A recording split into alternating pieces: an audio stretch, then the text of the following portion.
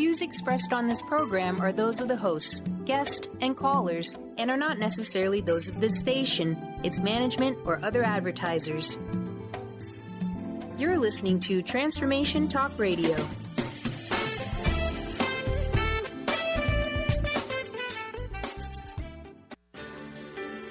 On the cutting edge of the new mainstream, Christine Upchurch is passionate about bringing together science, psychology, and spirituality in a way that can be applied to our everyday lives for true transformation. The Christine Upchurch Show, stellar conversations to illuminate your journey, engages some of the most inspired visionaries on the planet in lighthearted, lively dialogue. Join us as we explore the expansive nature of reality in a down-to-earth way, offering you insights and tools, empowering you to become that bright light you're meant to be. Now, here's your host, Christine Upchurch. Hello, everyone. Welcome. If you're listening live, you might be listening here in Seattle on 1150 AM KKNW or anywhere around the world on Transformation Talk Radio. If you're listening after the fact, it might be on ChristineUpchurch.com or one of the 50 different podcasts and stations this ends up in. But wherever and whenever you're joining us here, so grateful to have you here. And before we introduce our guest, I want to say hello to the man behind the technology, Mr. Benny Mathers. Good morning, Benny. Hi, Christine. How are you today?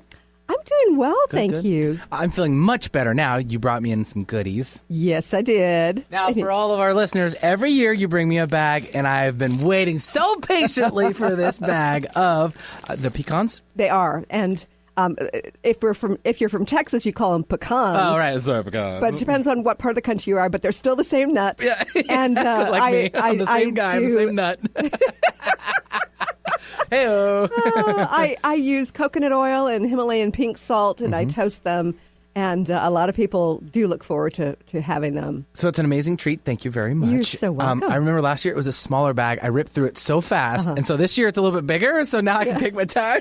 Your boys are bigger, too, now. They don't get any of these. They're all moi. They're I love it. Thank you very much. You're welcome. You're welcome. I'm excited about our guest today because she looks at this issue of creating abundance in a different sort of way. And I tell you, when you've been doing the show as long as I have, when you've been on your psycho-spiritual journey for as long as I've been on mine, seeing something different is very intriguing. And I think it may be helpful for all of you. Our guest today is Ellen Grace O'Brien. She's the director of the Center for Spiritual Enlightenment in San Jose, California, and she's got a great story about how that came about. I'm not sure if I'm going to get these pronunciations right. She's a yogacharya, an esteemed yoga teacher. She's a radio host. She's an award-winning poet who weaves poetry into her teachings on spiritual matters, pointing to the mystical experience beyond words and thought. She's ordained by a direct disciple of Paramahansa Yogananda, and she's been teaching Kriya Yoga, I'm probably getting these all wrong, Kriya Yoga philosophy and practical nationally and internationally for over 3 decades. And she's the author of a new book that's absolutely fascinating called The Jewel of Abundance. I'd like to welcome our guest today, Ellen Grace O'Brien. Hi, Ellen. Hi, Christine. Thank you so much. And you did great on all those Sanskrit words. They were fabulous. Well, it's funny, I've been in many a yoga class and heard the Sanskrit words. And if I'm in that zone, it's like, okay, well, there it is. And that feels, right. But actually looking at them on paper and reading them, it's a whole other story. Well, you're a natural. Oh, thank you. Ellen, I am fascinated by this concept of linking yoga and abundance. But first of all, I want you to share with our listeners what your perspective of yoga is, because I think many think of yoga as the physical positions we get into when we're doing the exercise, so-called exercise of yoga. Yeah, that's really common, of course, particularly in the West, but really worldwide, that people are thinking of yoga as a form of exercise. They're practicing asana or postures. But in the spiritual tradition that is yoga, asana is really a fairly small part.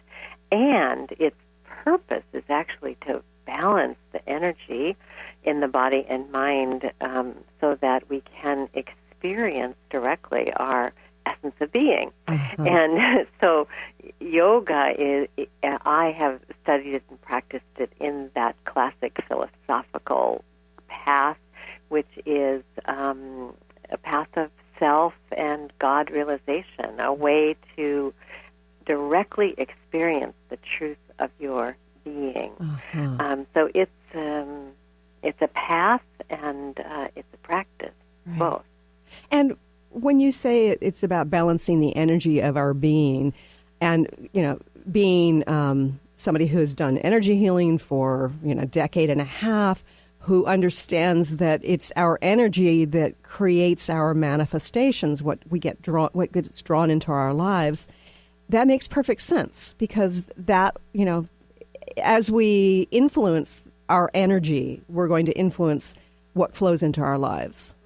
Absolutely. And so I think more and more people are discovering that about hatha yoga practice, about the asana, that it really is about balance and about clearing the mind and opening up the energy in the body-mind vehicle. That's why people feel so lovely, when they do it. Ideally, if they're practicing it, consciously and not so much aerobically, they'll feel, a sense of peace. Which is lovely, and that's its purpose. When you read the classical texts of Raja Yoga, they say that this physical postures or asanas are really for the purpose of meditation. They're to prepare you for meditation. And there's nothing that I know of that talks about preparing us for great abs. Even though, that's a wonderful thing. Right. And it's funny because I often think in terms of what I call the vibration of change, which is a program that I teach, and I'll eventually be writing a book about that. But it's the importance of energetically being in the present moment. That's the powerful place of launching our change. And what you're talking about, that inner peace that we feel, whether it's through the asanas or through meditation, that can bring us completely into the moment and that surrender into what is. Absolutely. And, there's a beautiful teaching in classical yoga that we find, and I do talk about this in the book. We find it in Patanjali's Yoga Sutra, which is the primary philosophical text, for people who are practicing this philosophy of yoga as a meditation path. It starts off with the Sanskrit word is atha, which means now. Yes. Now the practice of yoga begins. And, that phrase can seem like one you would just go past, that it's like, okay, now we're going to get started, right? Right. Get to it, yes. But that word is considered in the Sanskrit language is considered also to point to the auspiciousness of the moment. And so when I hear you talk about that, energy that brings you into the moment, and that is really our yoga moment. It's the moment when we're fully present and we can experience our aliveness. So it's a prospering moment. It's a healing moment because that's a moment of full aliveness. Yes. So what does this have to do with creating abundance in our lives? It's actually the experience of our own abundance. So in a way, I would say it a little differently in that we don't actually create abundance. We don't have to because it's already present. Oh, yeah. And, we are already full. We are already, and by that I mean we are whole. We are not, separate from the source, which is complete in all its fullness. And so when we have a way of experiencing that directly, we know our own fullness, our own wholeness, our own abundance. And then what we do and what we experience comes out of that. And then, we're in a position to attract to us, what is needed, to manifest that in the physical realm. Right. terms of the wholeness, how is it we come to forget that we are everything, or we have access to everything, that we are a part of the whole? And why do we have to remember it? That's the big question. The big question. Why? Why is it like this? Well, the only thing, and the different spiritual traditions talk about that, differently. People always want to know the answer to that question. Why is it like that? Why are we spiritual beings who come into the world and then we forget we're spiritual beings and we think we are a body-mind who has a soul instead of knowing that we're the soul operating through the body-mind. Sure. And, according to the philosophy of yoga, that error happens because we become identified with the body and mind, through the facility of mind, through the function of the mind. We actually make that error of superimposing the consciousness of the self onto the mind. And so we believe we are the thoughts that we think. We think that is consciousness. But according to yoga philosophy, no, there is consciousness itself, which is beyond mind, and it is the light of awareness that allows the mind to function. But we get that turned around because we narrow our focus, and then we become identified with the body and the mind. Is there some power in the unlearning of that that serves us on our soul's journey? I think it all serves us, don't you? I do. Yes, I do. It's this path of waking up and remembering.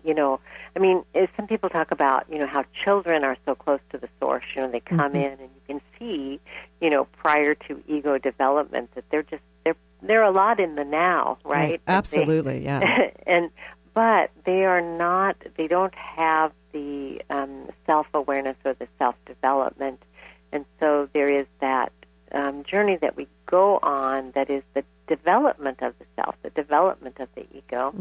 But then, there is the opportunity of spiritual awakening where we actually can surrender that ego identification. So even though a child is close to the source, and in the moment they don't have that conscious awareness at that juncture, to be able to do that. That makes sense.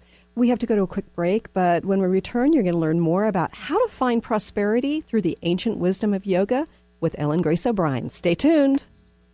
This is Peggy Snow, practitioner at Stellar Reflections, with a Stellar Reflections Minute.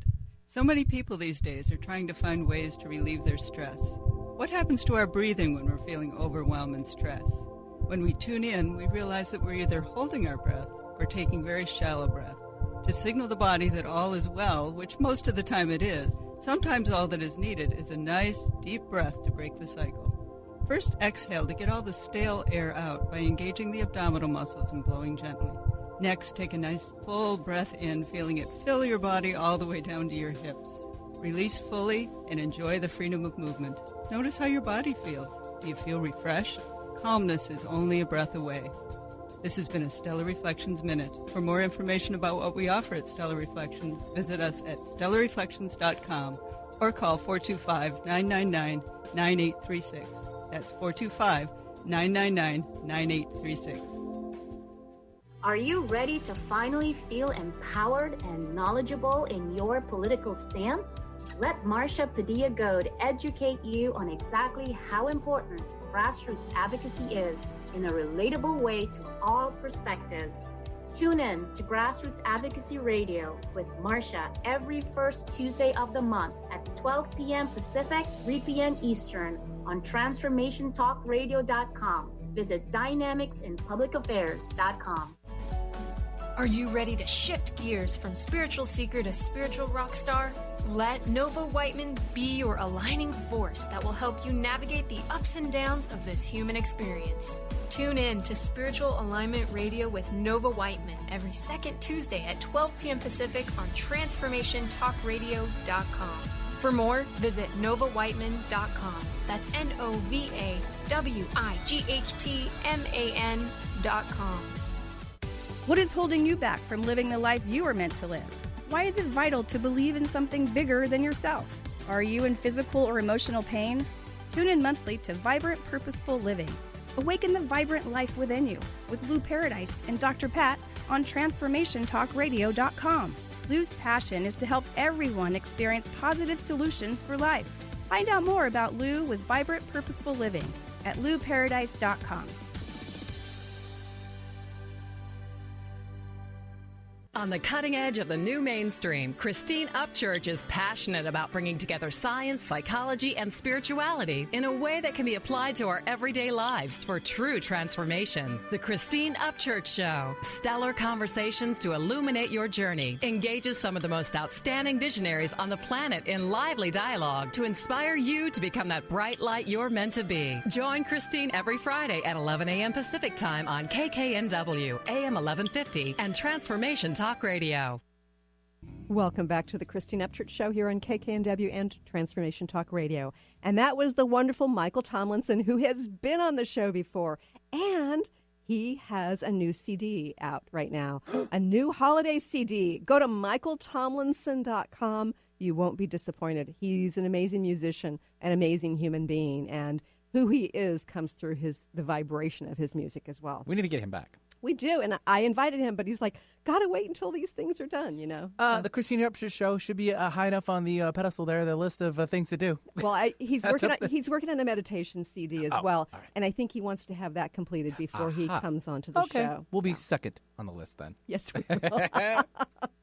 Oh, you know, I'm really enjoying my conversation today with Ellen Grace O'Brien, and we're learning about the magic that can occur in allowing the abundance to flow towards us into our lives when we approach it differently. And you know, Ellen, I think that there are many people who think in terms of, say, The Secret. You know, say, oh, I want to manifest $100,000 or that red car, whatever.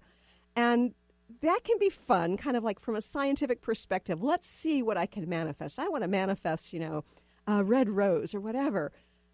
But you approach it differently, and you say that there's another really important ingredient to, you know, the abundance. What is that?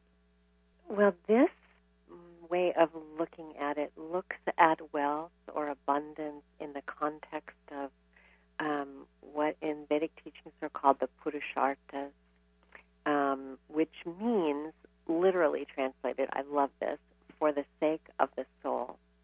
And it's the four universal aims of life, you know, for living a fulfilled, spiritually conscious, generative life and fulfilling, you know, our potential. And the first goal is really the foundational goal, and that's dharma, which is, you know, we could translate it as living with higher purpose, you know, fulfilling your divine potential. And the second goal is wealth. That's artha. That's what my book is about. But so what I would say in answer to your question is what's perhaps different is that wealth is not looked at for its own sake. It's looked at in partnership with our living with higher purpose and doing what we came here to do. It's looked at as a vehicle for that and not in isolation and connected with that. And so I do want to mention the third goal because it's one that we should always say amen and be really happy about. And that goal is kama, or pleasure. So to enjoy our life. And that is critical because it's about learning how to stay connected to our innate joy, you know, to ananda or bliss. You know, we see that lovely teaching in Christian scriptures. You know, what does it profit you if you gain the whole world but you lose your soul? So losing your soul, you know, is losing that joy. And the fourth goal is moksha, or liberation of consciousness, enlightenment in this lifetime. So those two goals, dharma and moksha, which are living a fully spiritually conscious life, are they are the guides or constraints for wealth and pleasure. They put them in the right perspective. Right. You know, if we had wealth and pleasure at the top of our list, it's likely we would never get around to looking at our spiritual purpose. Right. And of course, that's a lot what happens in the world, right? Sure, absolutely. And I think in terms of if we're trying to, say, manifest $100,000 versus manifest the publication of a book that we feel will be expressing ourselves more fully and contributing to the world, that the energy between those two things is very different. Yes, and it's important, I think, to look at what it is that we're inspired to do in terms of that bigger picture. You know, how will it serve? And you know, it might be in a small or a great way, but that's a critical question. So I'm really glad you brought that up. Yeah, and it's funny because for me on my journey, I recently, you know, I will often sort of ask the question to the powers that be, to, you know, universal wisdom, how can I help? It's shifted me on my path several times. I thought, for instance, that I would be an energy healing teacher for the rest of my life. And over the last several years, it's like, no, you need to go that direction instead. And I thought, well, I will always be within the field of consciousness. And yet I've been guided to create an online series of classes regarding being a guest on radio shows, which I never expected to do. But it's like the purpose for me, there's a higher purpose, but in terms of how it manifests or how I'm choosing to manifest it, it changes dramatically for me over the years. Well, and I think that shows your aliveness and your actual unfolding of your prosperity, because that's the way it is. You know, I think one of the critical mistakes that people make is when they think of Dharma, and I do talk about this in the book and have some, you know, ways for exploring this, but when they think of Dharma and they think of purpose, the first thing that comes up is, well, what should I do? You know, what is my Dharma? You know, like a thing. Like a career or something, yes. Exactly, like a career, and has us looking outside of ourselves and thinking, oh, you know, my friend started a nonprofit, I should do that. Or, right. I should do that. But the way I see it, our Dharma is really the unfoldment of our divine potential. And vocation, you know, will come out of that. It's not the start. It's not the starting place. So it's looking at, you know, what are those divine qualities that, you know, have always been with us, you know, like in seed form. And I often tell people to look back into their childhood and see, you know, what were you, you know, what did you feel deeply about as a child? You know, what were the games that you were involved in? What were some of the qualities that started showing up in your life early on? And people often find that as they're developing their prospering potential, as they're following that prosperity imperative, that those divine gifts come into play. And so it's not like doing one thing, you know, but it's allowing those divine qualities to be expressed. And I'm guessing that's probably true with you, too. One of the things that I've discovered, you know, often the hard way, is that in order to find our divine purpose, you know, however we define that, whether it's, you know, devoting our time, energy, and love to a family or a particular career, however it is expressing, you know, our authentic self, that we have to get comfortable with letting go of what does not serve us or what really isn't our fullest expression. How do we deal with that? I think there's a certain quality of fearlessness that's necessary to be cultivated.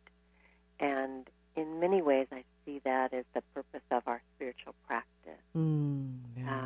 That, you know, for me, having a meditation practice has been my foundation. And that's because when you're a meditator, you you learn how to observe your thoughts. Right. And you can have some distance from them. Mm-hmm. So you don't have to be run by those fear thoughts anymore. And, will you still feel fearful? Yes. Mm-hmm. Will you still have doubts? Yes. Uh-huh. But, you no longer have to let them be in charge. And sometimes, we get to see how they've held us back, Mm-hmm. Yeah. Yeah, and sometimes for decades based on personal experience. And yet, for me, they've served a purpose. Being stuck in some sort of a linear perspective, westernized perspective, being stuck is a really bad thing. And yet, I learned what I needed to learn in spades because it lasted for so long. So I know you've got a really amazing story of how you've embraced some of these concepts to manifest the center that you have now. And I'm going to want you to share that with our listeners because it's an absolutely beautiful story about stepping through fear and trusting.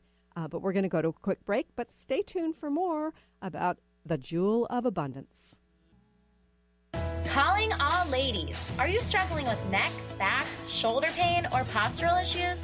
You actually might have a related bra problem. Talk to Maria Monti at the Healthy Bra Company. She is a professional postural therapist who offers custom-fitted, custom-altered bras in 2,500 size combinations specific to your body type, shape, size, anatomical features, and breast weight. Call Maria today to find out more at 360-815-3205. On the cutting edge of the new mainstream, Christine Upchurch is passionate about bringing together science, psychology, and spirituality in a way that can be applied to our everyday lives for true transformation. The Christine Upchurch Show, stellar conversations to illuminate your journey, engages some of the most outstanding visionaries on the planet in lively dialogue to inspire you to become that bright light you're meant to be. Join Christine every Friday at 11 a.m. Pacific Time on KKNW, AM 1150, and Transformation Talk Radio. Calling all moms, it's time to awaken your vibrant, intuitive, loving self in every area of your life. Join host Debbie Pokornik as she shares thoughts, stories, and tools to help you stand in your power. Listen to Vibrant, Powerful Moms helping everyday women create extraordinary lives. Mondays at 2:30 Pacific, 5:30 Eastern. For more information about Debbie, visit empoweringenergy.com. That's empowering with letters NRG.com. Conscious Confidence Radio, a timeless wisdom with Sarah Main. Tune in each month on Transformation Talk Radio and join Sarah on an adventurous journey to the deeper level of meaning to move beyond today's world of constant change, confusion, and uncertainty beyond the shadow of fear. This hit show explores key concepts such as confidence, values, and attitude in a dynamic way. To learn more about Sarah and her work, visit sarahmain.com. I'm Christine Upchurch, and this is a Stellar Reflections Minute. For centuries, spiritual traditions have talked about how humans have an energy field, or aura, surrounding them. Although skeptical scientists refuted this for decades, science is now beginning to catch up with spirituality. Scientists can actually measure light emanating from living beings, so they can measure the human aura, which in scientific terms is known as the biofield. Many medical practitioners around the world use an instrument to evaluate a patient's biofield for the purpose of diagnosing illness. They understand that imbalanced or insufficient light in a person's energy field indicates a physical or emotional problem. The good news? There are ways to balance and increase your light, resulting in greater well-being. For more information, please check out stellarreflections.com or call 425-999-9836. That's 425-999-9836. Welcome back to the Christine Upchurch Show here on 1150 AM KKNW and TransformationTalkRadio.com. I'm talking today with author and spiritual teacher Ellen Grace O'Brien, The Jewel of Abundance. Now, Ellen, you tell the story in your book about how you knew that you were meant to teach some of the things that you talk about in the book and that we're talking about today and many other things. And You talk about the various locations you stayed in for a while, and you were looking for a center. Can you please share with our listeners that story? Because it's an amazing story of what happens when we step through fear and trust. Yeah, thank you for that invitation. There were many years when I was teaching. I'm a director of a meditation center. And we have many services, classes, programs, that kind of thing. And we, for years, rented places, which that's never too great for a meditation center because you don't necessarily get as much control of the things going on around you. Yes, in a predictable way to be able to meditate. So, so our community started dreaming, of a place that would be ideal, for meditation, sort of like a garden setting, and all the things that went with it. Really started with the vision, but even before that visioning process, I had to do my inner work about being willing, to take that step. And so I just want to say that because that's a big part of it, right? So, where we say, okay, I'm willing. And for me, it was being willing to, one, take on that responsibility, and two, actually be seen, which sounds really strange. No, it doesn't sound strange at all. If you're leading an organization, you'd think you'd want to be seen, but my nature is rather introverted. But so I had to kind of get over myself to be willing to do that. And our center's in California. It's in Silicon Valley, which is like equal to one of the most expensive places to live in the United States. So our community got willing. We were just a small group of people at that time. We got ready. We had a fundraising drive, and we raised $10,000 to buy property in Silicon Valley. And that's not much. And then we had, somebody donate, match that. So we had $20,000. We went looking for property, and someone found a property that actually had been owned by Unity Church, had been built by them. So there was a temple, a church on the property. There was a beautiful mansion where they had, a 5,000 square foot building where they had offices, and another building where they had youth program. I mean, it was gorgeous. And stepping onto the land, it was just perfect for us. It's in an area of San Jose, California called the Rose Garden. That is one of the most beautiful areas, also one of the most expensive. So we went looking with $20,000 in our pocket, and I, went with the board of directors, and the property was in need of a lot of work. The buildings are now 100 years old. Oh my goodness! Makes them really beautiful, old kind of Spanish style architecture, tile roofs and all that, gorgeous. But when we went, of course, in need of repair. So the board, looked at the crack in the basement, the leak in the ceiling. I said, oh, my gosh, you could get baptized on a rainy day just walking into the temple. Right? Oh, dear. The water coming in. So the board, saw the price tag, which was $2 million. Whoa. And they saw the needed repairs and knew it was going to be more than that. And I saw the vision of what it could be and how perfect the location was for our work, and it's to serve the community. Yeah, to serve and to fulfill this vision of a place that would be like an oasis of peace for people when they just walked onto those grounds. So I ended up asking the board. I mean, the board did their fiscal responsibility and said, we can't afford this, and even if we did, it's a huge responsibility to take on all this. And I said, I really appreciated that. And then I asked them, I said, if it wasn't for the money, would this be our place? And they all said, yes, absolutely. So I said, okay, then we have to figure out how we move into this place. Wow. And so that was a turning point of just recognizing, that didn't have to be a stop. And we had this whole story that was building up around the money. And so I just said, well, if we take that off the table, is it the right place for us to be, and will it serve? And the answer was yes. And so, as it turned out, after that yes, of that willingness and seeing the vision, someone came forward and donated all of the money for the center. Wow. $2 million and paid it off. And it wasn't somebody who wanted anything.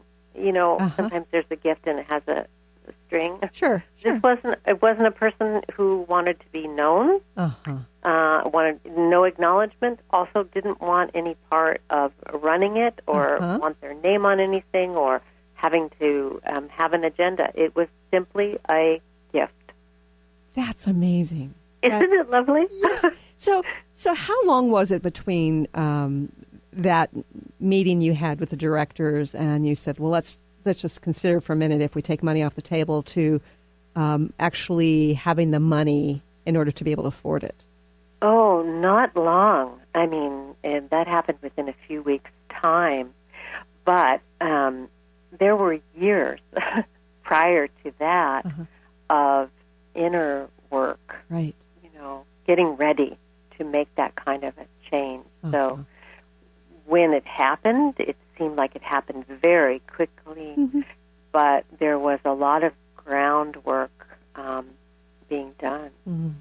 So, it was like a seed that had been planted in the ground and was being nurtured, and that was in consciousness. Like I said, for me, I had to become willing. The place that we had rented was sort of in a big, like an office complex, that had 9 buildings, and we were in the 9th building, all the way in the back. They didn't allow us to have signage. Oh, dear. And so I used to say, that I dared people to find us. So, so it was a big change to go to a place that was actually, facing a main thoroughfare, to have a sign out front. Right. And to stand up and for me, as the leader of the community, to take my place. So you were showing up in a really huge way to move your dream forward. Absolutely. Trying to do my best to cooperate with the infinite, which, that's the premise in my book, that there is this energy, there's an intentionality, which I call the prosperity imperative, that is pressing upon us all, to express this fullness, these gifts, through us and contribute to the well-being of all. And so it's really learning how to cooperate with that. My teacher has a beautiful way of saying it. He says there's an enlivening power that nurtures the universe, and we can learn how to cooperate with it. Oh, I love that. Isn't that great? Yes. So how do you define prosperity? I define prosperity as living our fullness. And by that, I mean living with awareness and expressing our potential in all areas of our life. So it's in our relationships, it's in our finances, it's in our spiritual life, it's in our body, mind. So for me, prosperity is to thrive and to prosper and to be successful in living our fullness, expressing ourselves fully. Let's put it that way. Yeah, and that's different than the westernized perspective on prosperity. Oh, yeah, that's so limiting, though, isn't it? It is. It's just about money and things, but we all know better than that. We know that is not the source of our happiness, and we see it. Although our culture and the way that we train our children in schools is generally about getting a job and acquiring things, so that then you'll be happy, and then most people get to somewhere in their adult life and they go, wait a minute, this isn't it, know? I think that you probably hang out with a whole lot of enlightened people to think that most people don't perceive financial wealth, connect that to happiness, because I think there are a lot of people in our culture who think that if they can attain a certain value, certain financial level, then they will be happy. Yeah, it's true. There is that prevailing thought. And, there is of course, there's some truth to that there's a basic level of material wealth that makes life a whole lot easier. Of course. If you're trying to put food on the table for your kids, the life is really a struggle and it's really hard. But beyond a certain income level, just to add more and more at material goods and wealth does not add to our happiness or our sense of ease. Yeah. And in fact, it can create more problems for people. And that's what I mean. That's what we see. We certainly have seen stories, of people who are super wealthy and super unhappy. Yeah, absolutely. We're going to take another quick break, but stay tuned for more with Ellen Grace O'Brien. Have you been seeing numbers like 111 and 222 everywhere you go? Do you feel that the universe may be trying to get your attention, perhaps offering a message of some sort? As it turns out, numerical patterns and certain types of geometry form the very fabric of our reality, from cells under a microscope to the astronomy of our night sky. At Stellar Reflections, we offer special sessions which tap into these patterns, designed specifically to support you on your journey. The 111 and 222 activations are sessions activating new patterns in your energy field, which in turn can help you create new patterns in your life. After just one session with a practitioner, either in person or via distance, clients report gaining greater clarity, becoming more intuitive, and honoring their inner truth as they move forward in their lives. Curious about what these transformational sessions might do for you? Call 425-999-9836 or visit stellarreflections.com. That's stellarreflections.com. Heaven on Earth, your online school of divinity, building your inner coach as you lay down your foundation in the new earth with you as the authority. Take action now. The number one challenge people face every day is the negative voice in their head. We work each day to turn negatives into positives. It's all a matter of perception. Our challenge at this time is to remain intensely positive and focused, creating the world we wish to live in. Wake up on purpose with Cornelia's daily online positive messages guiding us in the new paradigm. Raise yourself into happiness and inner peace daily. Elevate your personal frequency, free from negativity, and reprogram yourself step by step, shifting your energy patterns with positive repetition, daily building your new earth with someone you trust. All the heavy lifting has been done for you. Wake up happy with CorneliaStephanieVIP.com. Try free for 7 days now. I'm Christine Upchurch, and this is a Stellar Reflections Minute. What does the word healing mean? Many think that healing merely means eliminating symptoms. However, based on my many years as a healer, I have a much broader perspective on the word. Healing can manifest in a variety of ways, including having physical problems resolved, becoming more emotionally centered, experiencing better relationships, gaining greater clarity, and feeling more spiritually connected. True healing always includes some level of transformation. Whatever form healing takes, there is one commonality, an improvement in quality of life. To me, the highest form of healing goes beyond aligning with wellness. It comes from recognizing our soul's voice and allowing it to speak through us. And in that sense, don't we all yearn to heal into our wholeness?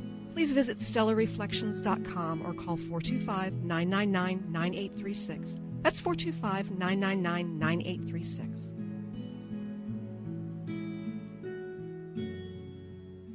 Welcome back to the Christine Upchurch Show here on KKNW and Transformation Talk Radio.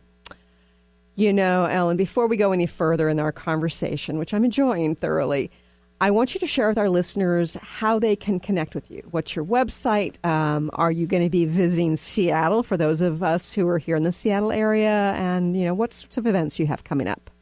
Thank you so much. Yeah, you can find out about the book, about me, and about where I'm going to be on my author website, and that is Ellen Grace O'Brien, and it's O'Brien with an A, OBRIAN.com, EllenGraceO'Brien.com. There's a tab there on the homepage that is events, and you can see where I'll be. I'm going across the U.S. in 2019 with this book and have some intensive retreats in different cities and talks. But I be in your area in Seattle in March, and I'm really looking forward to it. I'll be offering a talk at the Interfaith Community Sanctuary there in the Ballard area. Uh-huh. And then I will be at East West Bookshop. Uh-huh. We love East West. Yeah, that'll be on the 13th of March. And then from the 14th to the 17th, I'll be one of the keynote speakers at the Spiritual Directors International Conference in Bellevue. And that's going to be really fun. And I'll be teaching about Vedic counseling. And there's all kinds of workshops going on there. So that will be at Spiritual Directors International Conference. So that's all in March. And I look forward to, maybe I'll get to meet you, Christine. That would be great. I would love that. It depends on the timing. I know I have to travel a couple of times in March. I'll look at the dates, but if I'm in town, absolutely. And by the way, the studio here is in Bellevue, so you'll be very close. And it sounds like a great opportunity to connect with Ellen and get your book signed, because you should get this book. It's fascinating. If you have felt frustrated with welcoming prosperity into your life in one way or another, I encourage you to get the book. Now, Ellen, this hour is flying by. There's one thing that you talk about that I believe is so important, and that is the connection between surrendering and real prosperity. What is that connection, and why is surrender important? Yeah, there's a section in the book. It's called Surrender, Surrender, Surrender. Yes. And it's a really important topic, of course, because generally that concept is either misunderstood or mysterious. You know, it's misunderstood, often in general terms as defeat, right? Right. And then on the spiritual path, people, I think, understand the idea of it, but it's like mysterious of, how to do it. Sure. And on the yoga path, surrender, it means giving up the illusion of a separate self, giving up the idea that we're out here on our own struggling to get by. Right. So you can see why giving up that idea would be foundational to prospering. Sure. With regard to how to do it, I offer strategy that I've used over the years, which is, when we come from our limited mindset and from the egoic perspective, it's usually hard. We're usually working hard. We're struggling. Yes, struggle's a big part of that. Absolutely. Exactly, and life can feel like a burden. And so I usually say, okay, look, if you want to work on surrender, look at any area in your life where you feel that you are burdened, that you're struggling. Right. And then ask yourself, what would it be like if I let go of the struggle? Okay, so give us an example. Well, sometimes, say you're working in a job, and you're trying to get a particular result, and you're working hard, you're pushing hard, and you can ask yourself that question, what would it look like if I let go of the struggle? And then there, I think, is this experience of, I don't have to do it that way. Right. I can still do it, but in a way that is sweeter, in a way that's more enjoyable. Right. And, that happened to me when I was working on the book, because, with books you have deadlines. Absolutely. And so, I found myself kind of getting into this mode of struggle and even complaint. Here I was doing work that I really wanted to do, but I got kind of stuck in that mindset of, delivering a product on time and, Oh, my goodness, you're human. Yeah. And so then I said, I'm making myself unhappy about this, and I actually don't need to do that. And, I can just think about it in a different way, like, remembering this is what I'm choosing to do with my life, and what a blessing that I get to do it. Yes. And, just transforming the way that we're going about something. So that can be a surrender moment. Yes. And I know that I did it in my dysfunctional marriage as well. It's like I struggled for a long time to fix things. I struggled with my emotions about it. I spent time in therapy. I did a lot of conscious inner work. And finally, it's kind of like, no, I'm just going to let go and I'm going to observe. It was this weird, sudden transition, although it was kind of a lifetime of transitioning. And it illuminated for me what was truth and what wasn't. And it allowed me to be better informed about making the right choice. Oh, totally. That is such a beautiful description, Christine. So, what I see, the way you've described it, of course, is the way I see it happening, is that when we're in that struggle mode, we're really in ego mode, feeling like we have to make something work. Yes. And, it's kind of me and mine and I. And then... Or even the world's judgment of us. Exactly. Yeah. And then when we drop that, it takes us back to the self, back to the ability to be in witness mode, and back to the ability to know our truth and to find our power. Right. Yes. And that power doesn't exist within the struggle, at least not very effective power. No, it's just like a little trickle, isn't it? It is. And we're pushing against, which is really never the best approach to creating something new. No. Yeah. We just got another couple of minutes here. You've put so much into this book, and I know that when I've been reading through this book, it's very different. I kind of have to sort of fall into this yogic perspective, but it looks at prosperity in a very different way, and I really appreciate it. When people are reading this book, what is it you hope they take away from the Jewel of Abundance?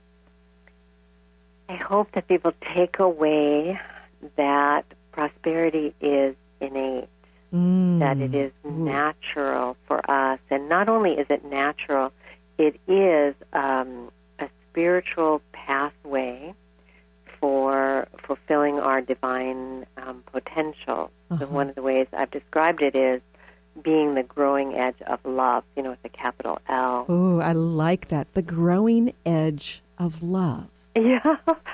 So I think that's what we're all here to do, to be that growing edge of love. And we're wired for that, and we have what we need to do it. So that's what I hope they're inspired. I hope they, discover how to more deeply connect with that prosperity imperative that is within them. Right. And, get on with it. Yeah, and it's in there, and we can make the choice to step onto that path. Yeah, and allow it to be a joyful path. Yes, that is so important. People forget that, don't they? Yeah. And that's in there as the goal of life. Right. To enjoy your life. So that should be included in anything that we're doing. I love that. Ellen, I want to thank you for joining us here today. I really enjoyed our conversation, and I'm thoroughly enjoying your book. I'm not quite to the very end of it yet, but I will continue to move through it and see what I need to tweak in my life in order to allow my wholeness to shine through and welcome prosperity in all areas of my life. Ellen, thanks a lot for joining us here today. Thank you, Christine. It's been an honor and a privilege and a pleasure to be on your program and to connect with you. Thank you so much. Oh, you're welcome. And thank you for joining us here today. We have these conversations for your sake. I hope you've enjoyed it, and I look forward to talking to you again soon. Bye, everybody. You've been listening to The Christine Upchurch Show, stellar conversations to illuminate your journey. Each week, this show engages some of the most outstanding visionaries on the planet in lively dialogue to inspire you to become that bright light you're meant to be. Join Christine every Friday at 11 a.m. Pacific Time on KKNW, AM 1150, and TransformationTalkRadio.com. For more information about the transformative healing work of Christine, visit www.stellarreflections.com. And for weekly topics, visit www.transformationtalkradio.com.